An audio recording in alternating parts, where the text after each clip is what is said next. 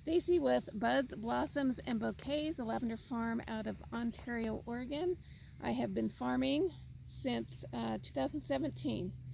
So I will show you a quick tutorial on how to cut back this English variety here.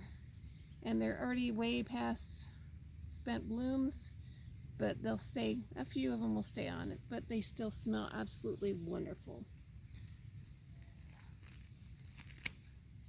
With English, you can cut back quite a bit.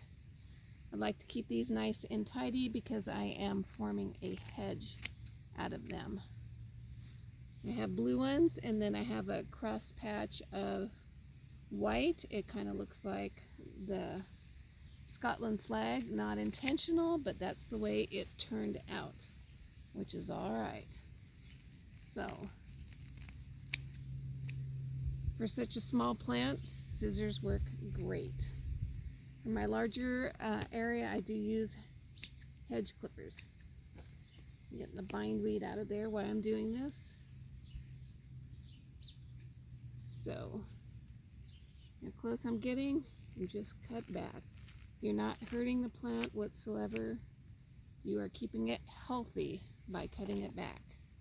We'll go through, trim, make it a nice tidy mound, and this will send up a few buds probably in about a month. Nice fresh green growth going on.